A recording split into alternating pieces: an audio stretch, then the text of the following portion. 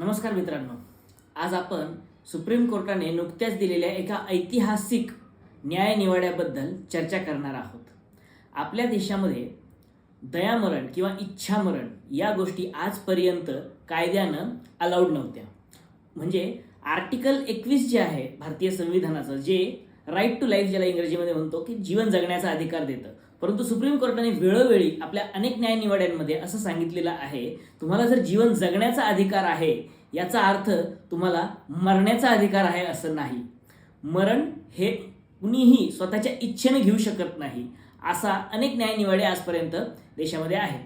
परंतु आत्ता सुप्रीम कोर्टाने एका न्यायनिर्णयामध्ये इच्छामरणाला परवानगी दिलेली आहे. त्या न्यायनिवाड्याचं नाव आहे Harish Rana versus union of India. आता या केसची थोडीशी बॅकग्राऊंड मी तुम्हाला सांगतो. हरीश नावाचा एक 32 वर्षाचा तरुण आहे आणि गेली 12 वर्ष तो कोमामध्ये आहे. तो हॉस्टेलमधल्या एका म्हणजे ज्या ठिकाणी तो कॉलेजमध्ये शिकत होता तिथल्या हॉस्टेलच्या 4थ्या मजल्यावरून पडून त्याला शरीराला बऱ्याच इंजुरीज झाल्या आणि तो ब्रेन डेड झाला, म्हणजे कोमात गेला. आता त्याची ट्रीटमेंट झाली, गेली 12 वर्ष झालं तो बेड रिडन आहे आणि कोमामध्ये आहे. त्याची ती अवस्था बघून त्याच्या आईवडिलांनी सुप्रीम कोर्टाकडे एक याचिका केली की याला मरणाची परवानगी देण्यात यावी. आता इच्छामरणाची परवानगी देण्यात येण्यासाठी ह्या केसमध्ये अगोदर एक दुसरी केस आहे, ती पण आपल्याला समजून घेतली पाहिजे. अशीच एक केस 2011 साली फाईल झाली होती, अरुणा शानबागची केस.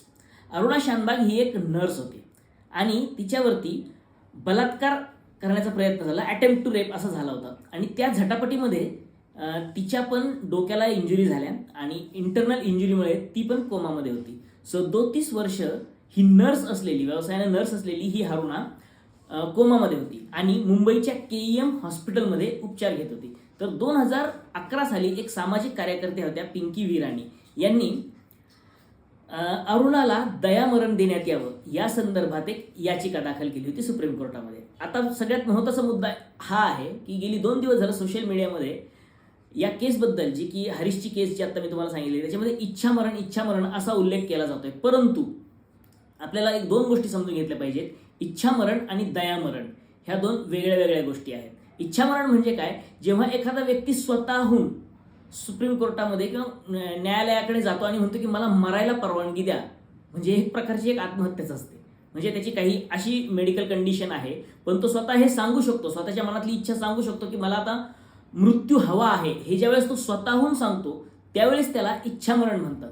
परंतु जी अरुणा शानबागची केस आहे आणि हरीशची केस आहे, या दोन्ही केसेसमध्ये स्वतः हरीशने किंवा मागे अरुणानं कोर्टाला हे सांगितलेलं नाही आहे की आम्हाला मृत्यू हवा आहे, इच्छामरण हवं आहे. हे इतरांनी सांगितलं की त्यांना दयामरण देण्यात यावं, त्यांना आता सुखानं मरू द्या, म्हणून त्याला दयामरण म्हटलं जातं. म्हणून अशा प्रकारे दयामरण आणि इच्छामरण याच्यामध्ये फरक आहे.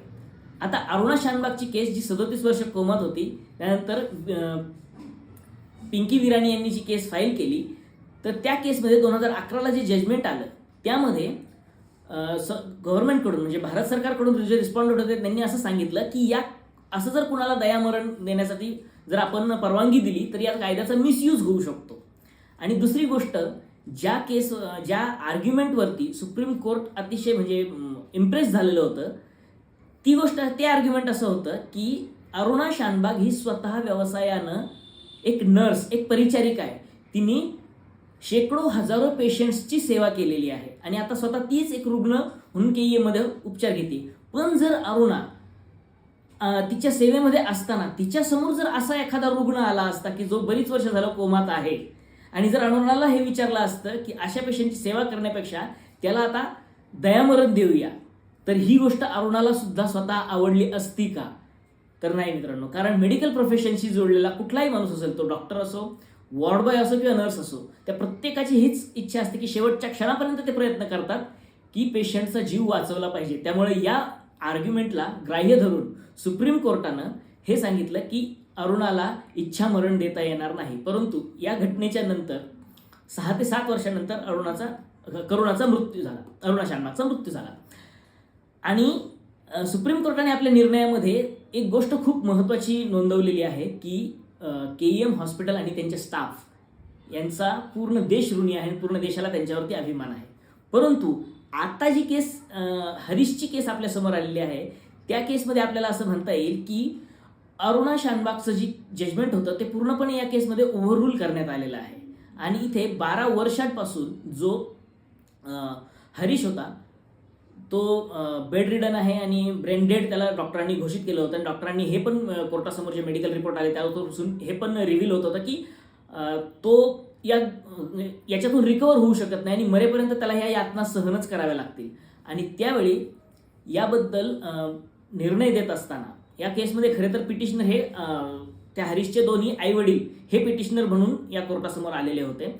आणि मग कोर्टाने असा निर्णय दिलेला आहे की रेअरेस्ट ऑफ द रेअर केस ही हरीशची आहे, त्यामुळे हरीशला दयामरण देण्यात यावं, इच्छामरण नव्हे दयामरण देण्यात यावं. आणि ते मरण कसं दिलं जावं याच्यासाठी त्याची जी डिग्निटी, त्याची सेल्फ रिस्पेक्ट या सगळ्या गोष्टींचा योग्य मान राखून फक्त आणि फक्त त्याचा जो लाईफ सपोर्टिंग सिस्टीम ज्याला जी लावलेली आहे ती फक्त काढून टाका एवढाच आदेश सुप्रीम कोर्टाने दिलेला आहे. आणि ती सपोर्ट सिस्टीम काढल्याच्या नंतर त्याचा कधी मृत्यू होईल हे अजूनही आपण सांगू शकत नाही.